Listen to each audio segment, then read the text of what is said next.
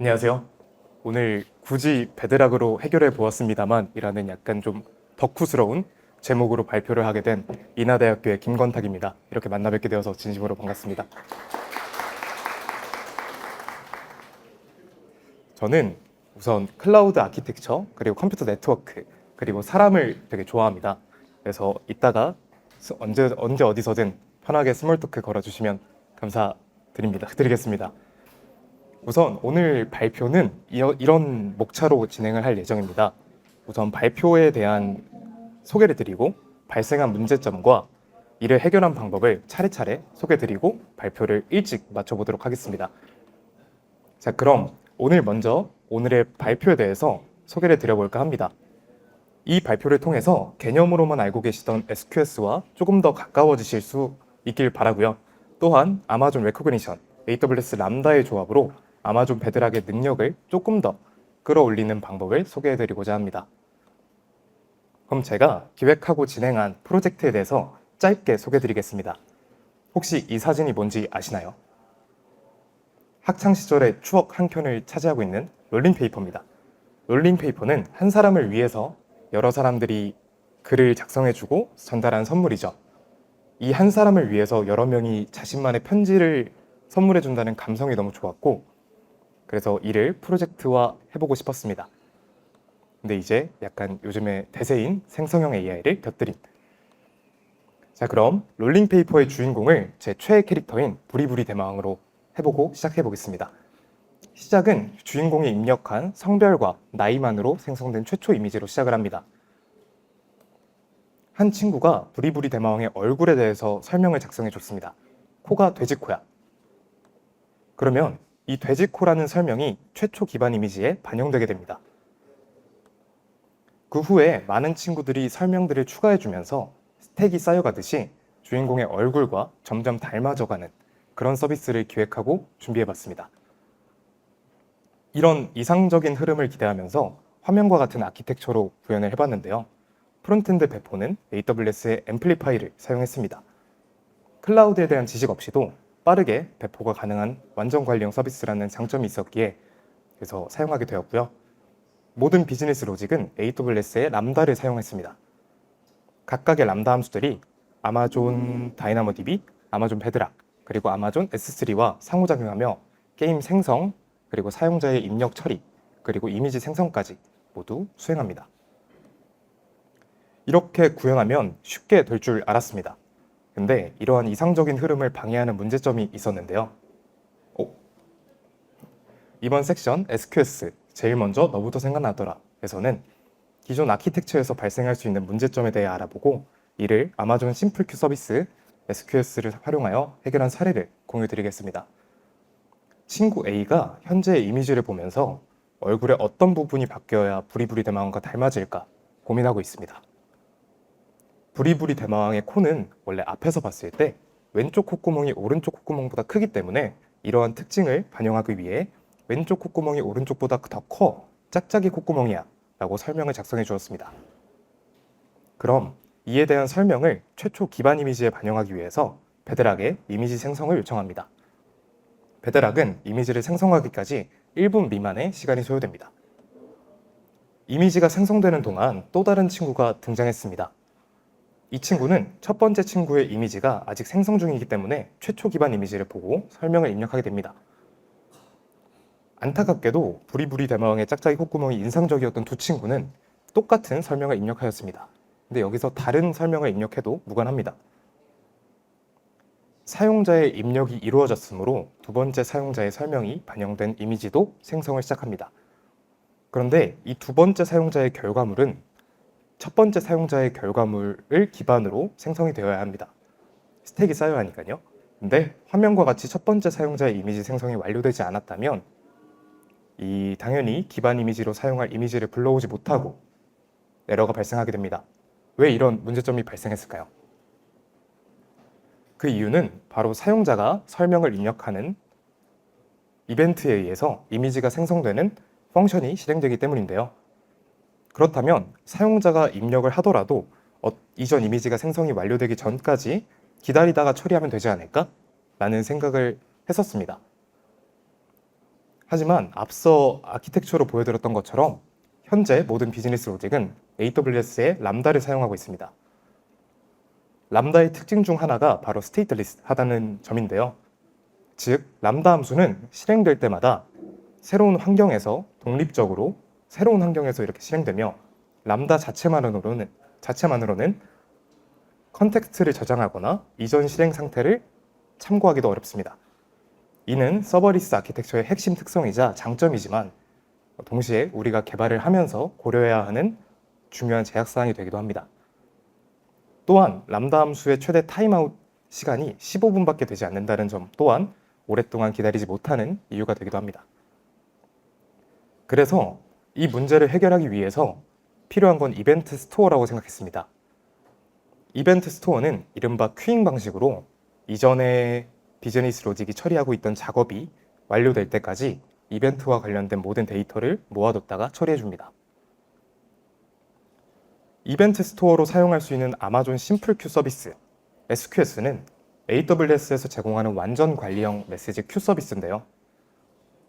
마이크로 서비스, 분산 서비스, 분산 시스템 및 서버리스 애플리케이션 간의 메시지 전달을 관리하여 줍니다. SQS와 함께라면 서비스 간의 디커플링, P4Q를 사용했을 때는 순차적 처리 보장, 그리고 오토 스케일링 등의 이점을 얻을 수 있습니다. 순서를 보장하기 위해서 P4Q를 선택하였고, 서비스 특성상 같은 대상으로 작성된 설명끼리만 순서가 보장되면 되고, 다른 대상으로 작성된 설명 이벤트끼리는 순서가 섞여도 상관이 없기 때문에, 그렇기 때문에 같은 대상으로 작성된 설명끼리는 SQS에 넣을 때 같은 메시지 그룹 아이디로 처리해서 이를 보장받을 수 있었습니다. SQS를 도입함으로써 이와 같은 아키텍처가 완성되었습니다. 사용자의 입력값을 처리하는 람다 함수와 이미지를 생성하고 저장하는 람다 함수 사이에 SQS를 도입함으로써 디커플링을 이룰 수 있었습니다. SQS를 도입함으로써 아키텍처 측면에서 또 다른 이점을 얻을 수 있었는데요. 1분 아마존 타이탄 이미지 제너레이터 G1 모델은 API로 인보크할 수 있는 횟수가 1분에 60번으로 제한되어 있습니다. 그리고 이는 상향 요청 또한 불가능합니다. 그렇기 때문에 현재는 아쉽게도 저의 서비스에 1분에 60번의 요청이 들어오진 않지만 그래도 이 서비스가 성장을 하고 한다면 만약에 60번 이상의 설명이 입력이 들어오는 서비스가 된다고 해도 SQS를 도입함으로써 이를 문제없이 처리할 수 있을 것입니다. 이번 섹션 베드락 내 말이 말 같지 않아? 에서는 베드락과 관련하여 발생했던 문제점과 이를 해결해보고자 했던 시도에 대해서 공유를 드려볼까 합니다. 이 사진을 기반 이미지로 해서 볼을 좌우로 넓히고 싶다고 가정해 보겠습니다. 그랬을 때 이런 결과를 얻었습니다. 전혀 저의 요청이 반영되지 않은 거죠. 사실 이미지 베리에이션만으로 이러한 요청사항 반영이 가능할 거라고 생각했던 제가 많이 부족했던 것 같습니다. 그래서 이를 어떻게 해결할 수 있을까에 대한 고민을 해봤습니다. 베드락에서 제공하는 파운데이션 모델을 파인 튜닝해서 설명에 대한 반영이 잘 드러나도록 하는 방법과 그리고 베드락의 파운데이션 모델을 커스터마이징하고 이를 커스터마이즈 모델 임포트 기능을 활용하여 사용하는 방법, 그리고 한국인 몽타주 데이터셋을 오픈서치에 인덱싱하고 이를 베드락의 웩으로 활용하는 방법, 마지막으로 아마존 레코그니션을 사용해서 페이셜 AI가 생성한 이미지로부터 얼굴을 인식하고 얼굴의 랜드마크를 가져와서 이를 활용하는 방법. 저는 이 중에서 네 번째 방법을 사용했습니다. 그 이유는 파인 튜닝이나 모델 커스터마이징은 데이터셋이 필요하다는 아주 큰 산이 있었고요. 그리고 레코그니션에서 프로젝트에 사용해 본 적이 없기 때문에 4번을 사용했습니다. 그러면 아마존 레코그니션이 무엇인지에 대해서 잠깐 알아보고 가겠습니다. 아마존 레코그니션이란 AWS에서 제공하는 강력한 AI 기반 이미지, 비디오 분석 서비스입니다. 이미지나 비디오에서 객체, 사람, 텍스트, 장면 및 활동을 식별할 수 있으며 이 중에서도 얼굴 인식 및 분석 기능과 함께라면 이미지와 비디오에서 얼굴을 감지하고 이 얼굴의 부위별, 상세 위치 값을 확인할 수 있습니다. 얼굴 분석의 예시입니다.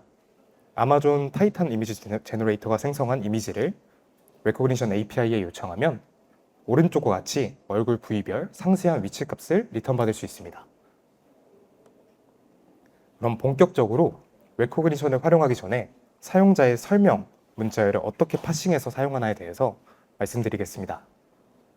사용자가 눈이 조금 더 커, 코가 높은 편이야 라는 설명을 입력하게 되면 클로드3 하이쿠 모델은 오른쪽과 같이 레코그니션이 제공하는 페이셜 랜드마크 분류 체계와 같이 파싱을 해줍니다. 그런데 간혹 이렇게 난해한 입력값이 들어올 수 있습니다. 걔는 진짜 뭐랄까 신기하게 생겼어. 이러한 입력값은 얼굴의 특정 부위에 대한 설명보다는 얼굴의 전체적인 분위기나 이런 걸 설명하는 문자이기 때문에 이를 무시할 수는 없다고 생각을 했습니다. 그래서 기존에 분류하던 얼굴 부위 체계와 분리해서 특정 키 값으로 이러한 설명을 따로 파싱하였고요. 이를 위해 화면과 같은 프롬프트 메시지를 작성하였습니다. 워낙 내용이 많기 때문에 클로드가 지시사항과 예시 또는 컨텍스트를 혼동하는 것을 막기 위해서 이렇게 XML 태그를 사용해서 프롬프트를 구조화하였고요. 우선 역할을 부여하고 파싱에 필요한 페이셜 랜드마크 분류 체계를 제공하였습니다. 그리고 안정된 결과를 원했기 때문에 퓨샷 프롬프팅을 기법을 활용해서 예시를 제공하였습니다. 마지막으로 출력 형식과 같이 꼭 지켜져야 하는 부분을 마지막으로 한 번 더 강조하면서 프롬프트를 작성하였습니다. 새로운 이미지가 생성될 때마다 해당 이미지는 S3 버킷에 저장되고 풋 이벤트가 아마존 레코그니션 API를 호출하는 AWS 람다를 트리거시킵니다. 그리고 아마존 레코그니션으로부터 받은 리턴 값은 필요한 부분, 페이셜 랜드마크 부분만 파싱해서 다이나모DB에 저장하게 됩니다. 이렇게 저장된 페이셜 랜드마크 위치 값은 해당 이미지에 대한 설명 입력이 들어왔을 때, 만약에 예를 들어서 코가 돼지코야 라는 입력이 들어왔을 때 변형이 필요한 부분을 화면과 같이 마스킹 처리해서 인페인팅 요청을 하게 됩니다. 사용자가 설명을 입력하는 람다 함수가 사용자 입력 처리하는 함수가 프로듀서가 되고 이미지 생성을 담당하는 람다 함수가 컨슈머가 되어서 실행이 되고요. 해당 이미지의 페이셜 랜드마크 값을 다이나모DB로부터 불러와서 해당 부분을 마스킹 처리하고 베드락에 요청을 하게 됩니다. 그리고 그 결과 값을 S3에 저장하는 로직으로 구현을 했습니다. 제 마지막으로 생성형 AI 정책에 대해서 잠깐 말씀을 드려볼까 합니다. 이 프롬프트는 주인공이 게임을 처음 시작했을 때 나이와 성별만을 가지고 생성하게 되는 최초 이미지 생성 프롬프트 메시지입니다. 입력받은 나이와 성별로 한국인 이미지를 그려줘와 같은 프롬프트 뿐인데요. 만약 24살 남자인 제가 게임을 생성한다면 이렇게 프롬프트 메시지가 완성될 것입니다. 그리고 이 프롬프트는 정상적으로 작동을 하게 됩니다. 하지만 만약에 아직 어린 미성년자 학생분들이 게임을 시작하려고 한다면 이와 같은 프롬프트로 베드락에 요청을 하게 될 것입니다. 11살 한국인 남자애를 그려줘, 17살짜리 한국인 여자애를 그려줘. 처음에 구상 당시에는 이러한 프롬프트가 문제가 될 거라고는 상상도 하지 못했는데요. 테스트를 진행하면서 10대의 남녀를 요청했을 때 높은 확률로 에러가 발생했고 클라우드워치 로그를 확인해 보니 베드락의 컨텐츠 필터, 즉 생성형 AI 정책에 위반되는 생성 요청이라는 것을 확인할 수 있었습니다. 이러한 문제점을 확인했을 때 성인만을 위한 서비스로 할까 잠깐 고민했었는데 그래서 저는 근데 이게 주요 타겟층이 연령대가 좀 낮다 보니까 그래서 포기할 수 없었고요. 그래서 저는 생성형 AI 정책에 위반되지 않을 프롬프트 메시지가 필요했습니다. 그래서 문제가 될 수 있는 나이 변수를 이렇게 바꿔봤습니다. 20살이 넘은 즉 성인의 경우 입력받은 나이 값을 그대로 사용하고 20살 미만의 미성년자의 경우 에이지 값을 그대로 사용하기보다는 10대 초중반 혹은 유치원생, 초등학생과 같은 나이 그룹으로 표현함으로써 AI 정책에 위반되지 않도록 프롬프트 메시지를 작성할 수 있었습니다. 너무 빨리 끝났는데요? 그래서 이렇게 제가 준비한 내용은 오늘 이게 마지막이고요. 오늘 발표의 소재로 사용된 프로젝트는 롤링페이퍼의 감성을 이어받은 롤링페이스라는 다소 부끄러운 이름을 가지고 있고요. 그래서 1인 프로젝트로 진행하다 보니까 디자인을 해줄 사람이 없어서 이런 결과가 나왔습니다. 그래서 디자인을 조금 바꾸고 12월 내로 서비스를 배포할 예정이고요. KRUG 슬랙에도 공유를 드릴 테니까 꼭 한 번씩 사용해 주시면 감사드리겠습니다. 그러면 오늘 발표는 이걸로 마치겠습니다. 들어주셔서 진심으로 감사합니다.